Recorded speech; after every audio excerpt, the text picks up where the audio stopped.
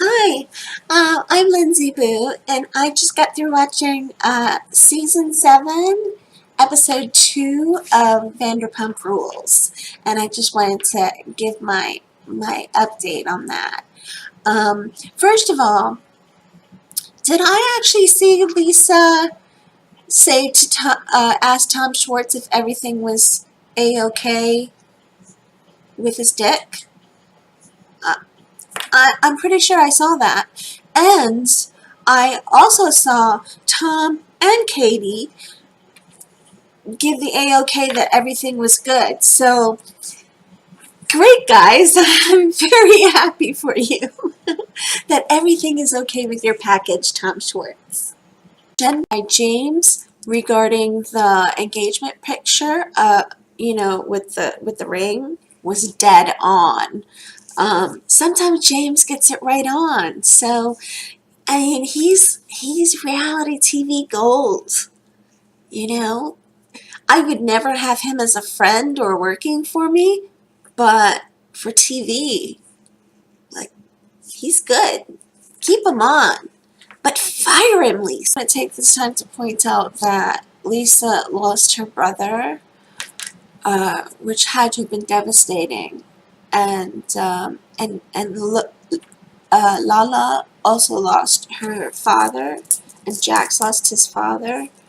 My goodness, all three of those happening in just the short time between the end of season 6 and the beginning of season 7. That's crazy, and I feel for all of them for that. So, wow, that was a real shock coming back to season 7. Trying to promote on this episode of Vanderpump Rules is, ah, Jax has changed. He's got a little halo now. No, he has not changed because Jax is a shell. He's not really a human being. He's still a sociopath. Sociopaths don't recover, Tom Sandoval. They just don't. Okay? So, I know everybody said, how many people did we get to say it on, on this episode? We heard Lisa say it numerous times. We heard Tom Sandoval say it. We heard Ariana say it. We heard Lala say it because of his dad. We heard Brittany say it. We heard Katie say it. We heard everybody say it. That Jax has changed. Now, we've been watching Vanderpump Rules for what, 7 seasons now? This is our 7th season. We'll do the Lala clap. 7 seasons, people. We know that Jax will not change. We know this is a pattern. He's been continuing to do what he does. This is what he does. It's a pattern. First, he does 1 or 2 episodes really, really well. Then he fucks up throughout the entire season. Then at the back of the season, he apologizes. He goes on his apology tour. Then at the reunions, he comes in and he says, oh my God, I hated myself as a person. I was going through all this and I was going through this, and this. And he puts excuses on, certain things that whatever he deems appropriate to put the excuses on. He rationalizes it, justifies it, and then smack, he puts it in a little bag, ties it up, throws it out with the dog poo, and then boom, we're supposed to believe he's a changed man, and then he comes back on the next season, and then he does the same thing all over again. Right? Isn't that what he does? Of course, we all love Pride. And every year, that's always got some drama every single year. Okay, so we had the whole James thing. This year, James, what? How can you put it? James, you're off your trolley. James, you're off your rocker. James, you're a nutter. For real.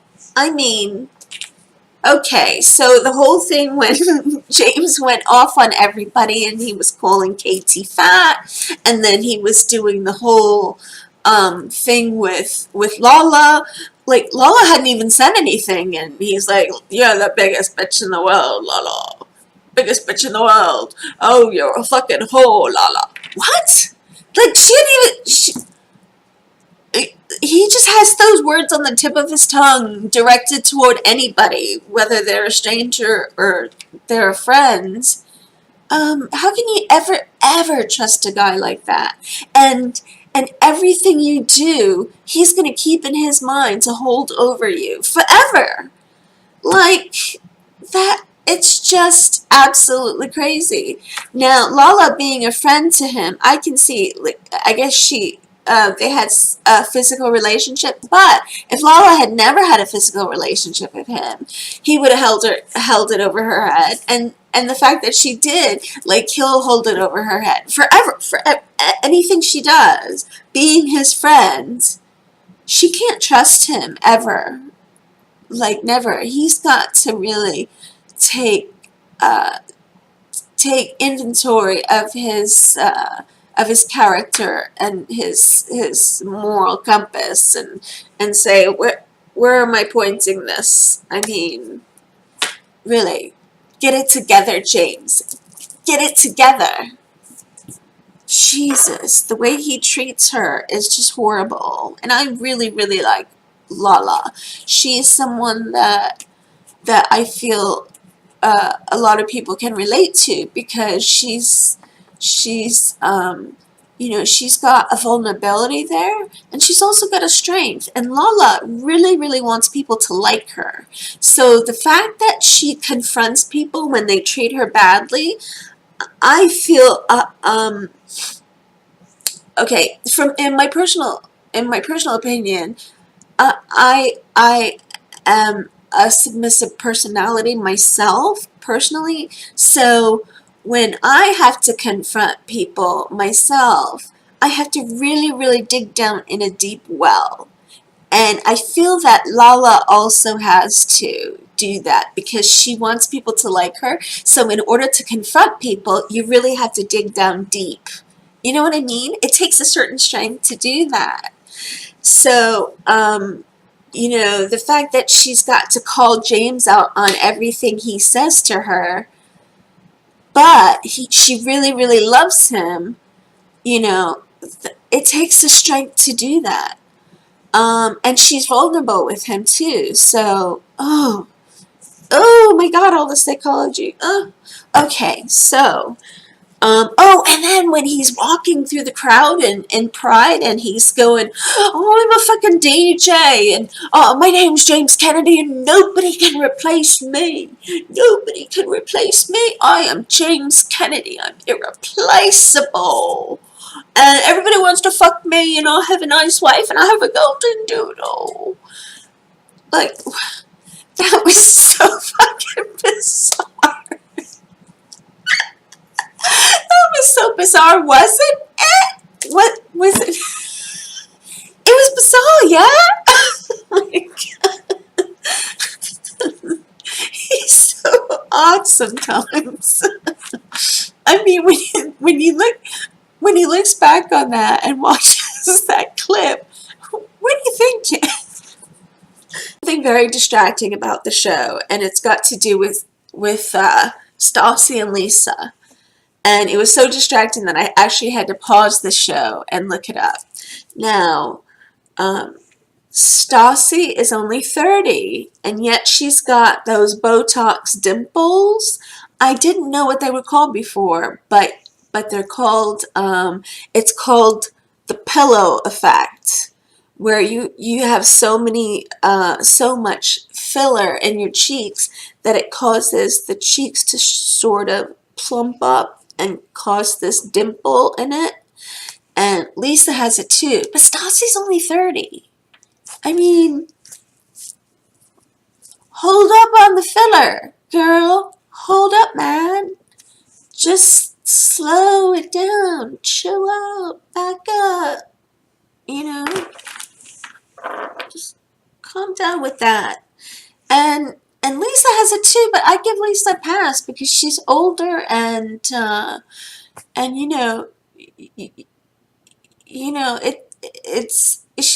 hasn't had it for very long. She's only had it for about a year, but Stassi's had it for over that long too, and Stassi's only 30. I'll do that Lala clap. Stassi's only 30. Come on, back up. So, Jax's ring, the $70,000 ring. Who believes that Jax spent $70,000 on a ring? Or even 50? Say it was $50. Say he got a massive discount on the ring. Who believes that he spent $50,000 on a ring for Brittany? No, I don't.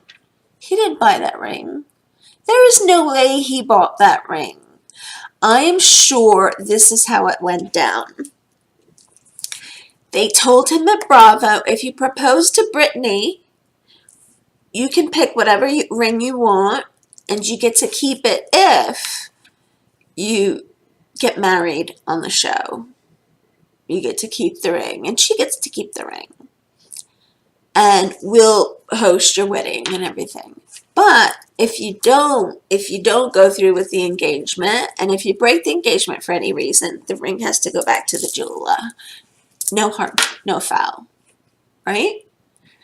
Because if there was any way in the world that Jax got that amount of money, there is no way that he would spend a significant portion of an inheritance from his dad on Brittany. Promise you, he would not do that. My opinion. Has mentioned before that she never wants to get married and that she never wants to have children. And I totally get that. I completely get it. I completely relate to her on that. Personally, there are two women in the show that I relate to, and that's Lala and Ariana. And Ariana I relate to because personally, I don't have children. I've never wanted children. I did get married, but I'm widowed. I feel like there's something else going on with Ariana, and I don't know if I'm right or wrong, if anybody else has noticed this, but I think tell me if you think the same, if maybe someone's had the same opinion. I think she may be asexual. I mean, I don't know if anybody else has had the same thought, but if you're in that community, if you can maybe just see if you've had any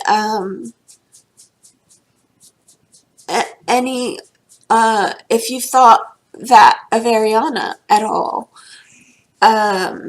because I think she would love to live a life without sex at all, just without a romantic sexual partnership. I think she'd be perfectly happy with just a companion, a companion, best friend kind of partnership, So I could be totally off, but I don't know if it's if it's because of the abuse that she suffered, or if it's because she was just born on the spectrum. That's the way she was born, on the spectrum. So I don't know. Write me. Tell me what you think. Okay, I'm gonna go. This was Lindsay Boo. It was great. And I'll see you next episode. Thank you. Bye.